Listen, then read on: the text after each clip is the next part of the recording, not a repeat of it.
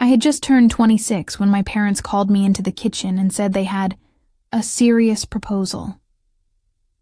Dad sat with a spreadsheet pulled up on his old laptop, the one he only used for taxes and important things. Mom stood behind him, arms crossed, the way she always did when she wanted to make something sound logical but non-negotiable. My younger sister, Amanda, was conveniently absent, which already made me suspicious. "Lena," Dad said, "we know you've been saving up for a place of your own. That's amazing, really. But with housing prices the way they are right now..." "Here it comes. We thought maybe instead of buying something small on your own, we could all pool together and help you and Amanda get a house." I blinked. "Wait. Me and Amanda?" Mom stepped in, her tone smooth. "Yes, think of it as a family investment. You two are both still young, and if you combine your down payment savings, you could get something bigger.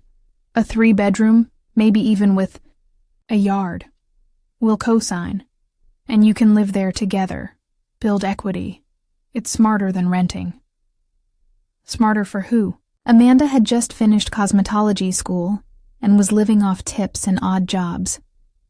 I had been working at an architecture firm for 3 years, grinding my way up the chain. I had saved nearly $42,000. I didn't know how much Amanda had, or if she had anything at all. Still, I wanted to believe it was about family. I wanted to believe they were trying to help us both. So, I nodded. Okay. But if I put up most of the down payment, the deed should reflect that. Right? "Of course," Mom said. "It'll all be fair. Looking back, I should have asked for it in writing. But when it's your parents, you don't think you need to."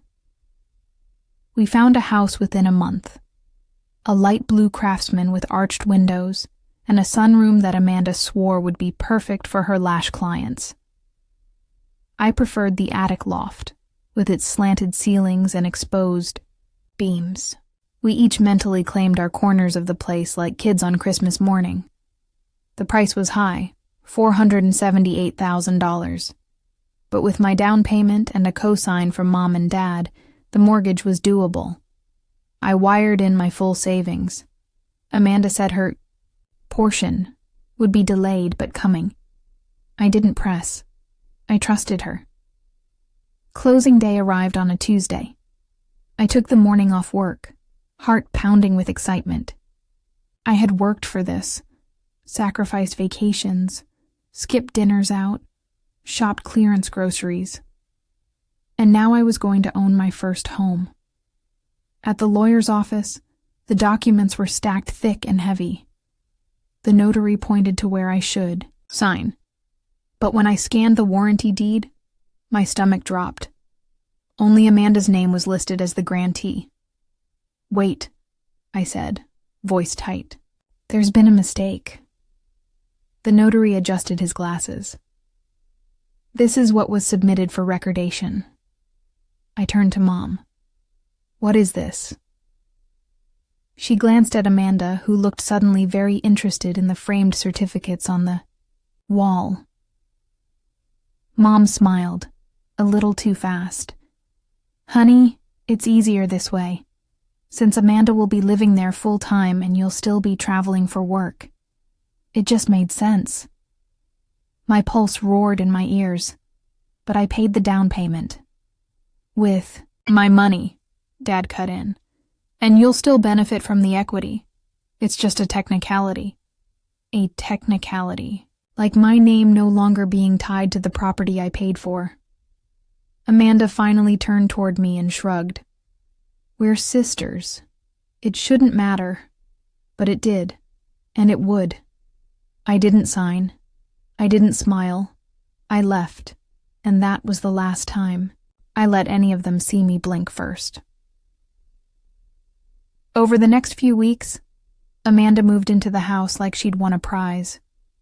She posted a welcome home photo on Instagram with the caption, "From lashes to homeowner. Dreams do come true," conveniently forgetting to tag me or mention whose money had made it happen. My parents avoided bringing it up, pretending everything was normal. They kept sending me group texts about family dinners and housewarming, plans. I didn't respond.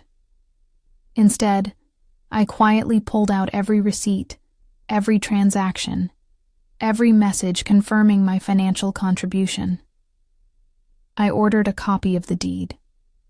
I double-checked the county records, and then I made a second call to my old roommate, who worked in real estate law. "Can you prove ownership if your name isn't on the deed but you paid the down payment?" I asked. "Depends," she said. "If you can show intent and contribution, you might have a case. Especially if you can prove fraud or breach of trust." I had the proof. I had the betrayal. But more than that, I had the patience. Amanda thought she had won. She hadn't even seen the game I was about to play. 3 weeks passed before I stepped foot inside the house again. Amanda had sent me a casual text. "Housewarming brunch Sunday, Irv 11, come through." No apology, no explanation. Just the assumption that I'd forget everything like I always did. Like the time she crashed my car and blamed a stranger. Like the time she wore my graduation dress and said it was just borrowing. History had taught Amanda one thing. Lena forgives. She didn't realize this time. I wasn't coming to forgive. I didn't RSVP. I didn't respond. But I showed up. Right at 11. I walked up the freshly swept front steps, noting the new porch swing and flower baskets that hadn't been there before. The house looked good. My money looked good on her. The door was open. Inside, laughter spilled out with the scent of cinnamon and mimosas. I recognized voices. Our aunts, our cousin Janelle, even one of Amanda's old co-workers from the nail salon. And then Mom's voice. She really made it happen. We're so proud of her. I stepped into the hallway. Amanda was standing in the dining room, in a floral dress and heels, pouring drinks from a crystal pitcher. A housewarming hostess, in a home that wasn't hers to begin with. Every eye turned toward me. Amanda's smile faltered. "Oh, hey, hi," I said, voice even. "You forgot to tag me in the post. Just wanted to see the place I bought." The silence turned sharp. Mom stepped forward, smoothing her blouse. "Lena, can we not do this here? Please." "Why not?" I said, turning to the group. "Did Amanda tell everyone how she got the house?" Amanda's mouth opened, then closed. "She said you both got it together," someone muttered from the kitchen. "Right," I said. "Except my name's not on the deed. But my bank account, that's where the money came from. 42 grand. Gone." Amanda snapped. "Why are you trying to ruin this? You didn't even want to live here." "No," I said calmly. "I wanted to own it." I locked eyes with Mom. "And you said it would be fair."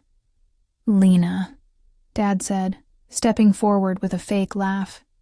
"Maybe we can talk about this later. You're embarrassing yourself." I stared at him.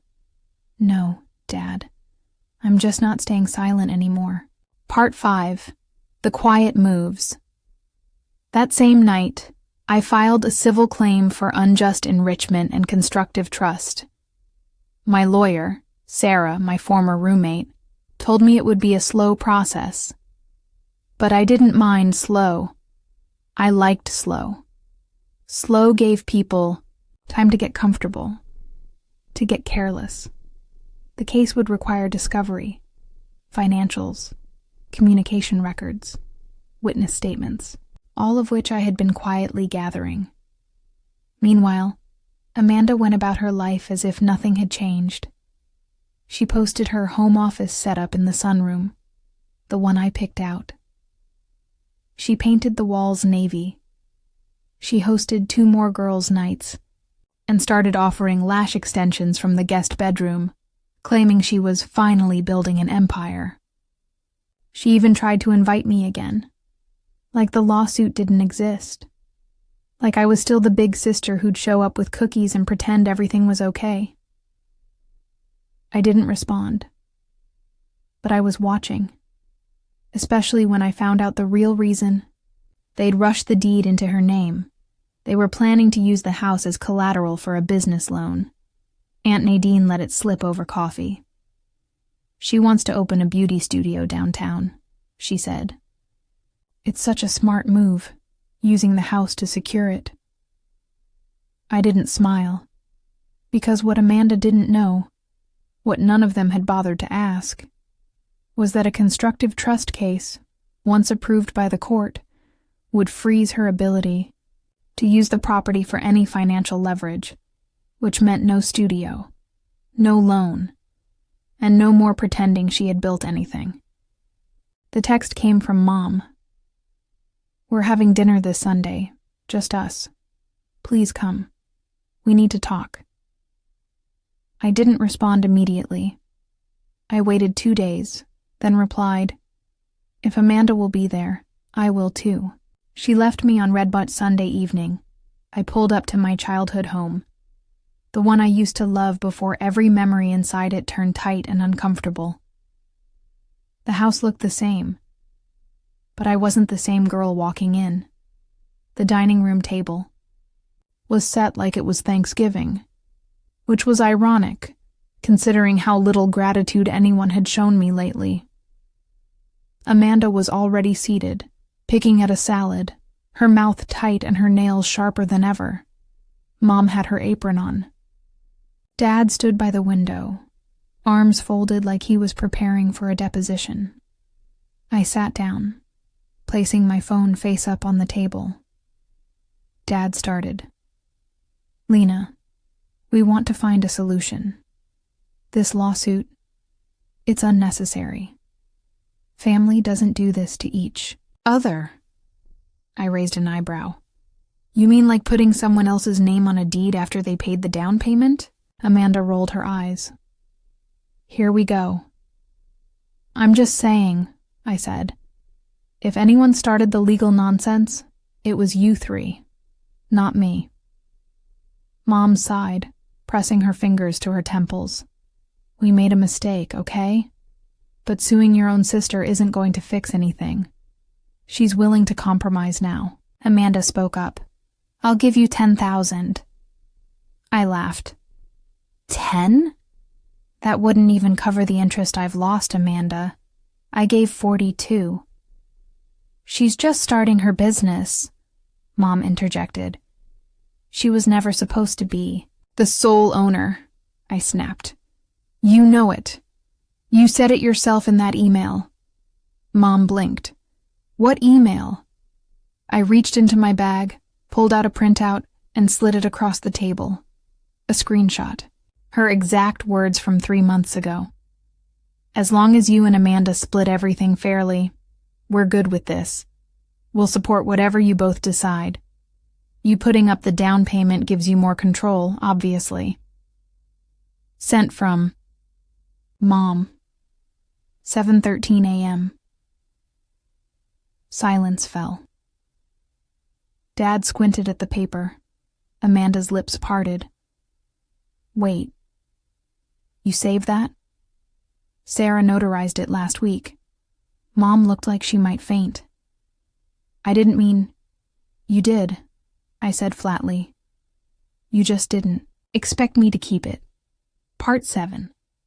The choice after dinner, they asked me to stay back. Amanda left in a huff, slamming the front door. Mom sat on the couch, quieter than I'd seen her in years. Lena, she said softly, why are you doing this? Because I'm done being the safe one. The one you can lean on, borrow from, forget about. Dad didn't speak. He just stared into the kitchen like he didn't recognize it anymore. I stood up and looked at both of them. You have 1 week. Either Amanda signs a deed of joint ownership and refinances the house, or we go to court. And everything, your emails, the finances, the favoritism, becomes public record. They didn't reply. They knew I meant it, and for the first time, I could see it on their faces. They were afraid of me, not because I was cruel, but because I wasn't going to be quiet anymore. Amanda didn't sign the deed transfer. In fact, she doubled down. She posted a smiling photo of herself in the sunroom with the caption, "Home Sweet Mine Manifestation Works." Below it, someone had commented, "Didn't your sister pay for that?" She replied with a winking emoji. The smugness, the defiance, it wasn't just nerve, it was delusion. But I let her have it, because mediation was only days away. And discovery had revealed something even I hadn't expected. It was Sarah who found it. She called late at night, voice sharp and fast with adrenaline. "Lena, I need you to check your bank archives from 3 years ago, September. See if a transfer was made from your account to anything labeled Harbor Point Medical Billing." I pulled up my records and scrolled. There it was, $7,300 transferred on Sept 17, authorized by me, though I had no memory of ever approving it. Sarah exhaled. "I thought so. That transaction shows up in your financial documents, but also in your parents' files. They used it to pay off a past due medical bill. Not yours. Amanda's." My jaw tensed. "Wait, what?" "She had an outpatient procedure after that accident in cosmetology school. Your parents told the hospital to charge it to a family emergency card. And guess who reimbursed it, according to the records? Me. Without your knowledge, the mediator's summary was clear. Given the financial evidence, consistent communication records, and repeated misrepresentation of ownership intent, it is this mediator's recommendation that the property title be legally amended to reflect shared ownership, or that the plaintiff be reimbursed for her full contribution, adjusted for inflation, plus court and legal fees. Amanda's lawyer tried to stall, but what he didn't know, what Amanda still hadn't grasped, was that I wasn't just fighting for money anymore. I was fighting for acknowledgement. 3 days after the mediation, Amanda posted a story that was clearly meant to bait me. Boomerang of her holding a coffee mug in the sunroom with the caption, "Manifestation and Lawyers." What she didn't realize was that while she was posting that, I had already sent a certified letter to her lender, with full documentation, of the legal dispute, our pending court case, and my lien interest in the property. Her business loan was officially denied 72 hours later. 2 weeks later, I got a phone call from Sarah. She wants to settle. I stayed quiet. She's offering the full $42,000 back, plus $6,000 in interest, and a formal withdrawal of her loan application.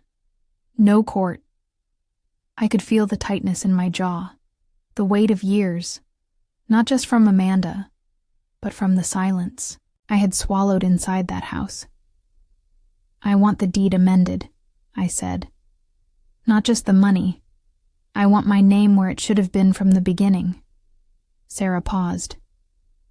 "That might push them to court." "Then we go to court." 1 month later, Amanda caved. Not because she believed she was wrong, but because by then, the storm had started to ripple. The family realtor quietly refused to work with her after I passed along the mediator's summary. The lash clients who had been booking with her started messaging me, some confused, some apologizing, after screenshots of Amanda's old comments resurfaced in Facebook mom groups. One client even wrote, "If this is true, I'm so sorry. You deserve better." By the time she signed the new deed amendment, Amanda had gone silent online. No new stories, no quotes about manifestation. Just a carefully filtered photo of a latte with no caption. Final scene. Returning. Home. The amended title came in the mail on a Monday. I opened the envelope at my kitchen table, alone, sipping tea. There it was. Whitmore. Lena A. 50% owner. Whitmore. Amanda J. 50% owner. I wasn't celebrating.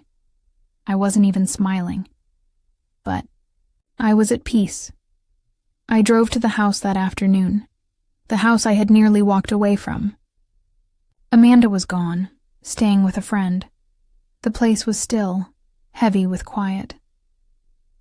I stepped inside and walked to the attic loft, my favorite part. I stood there in the slanted light and looked out the window. This time it didn't feel stolen.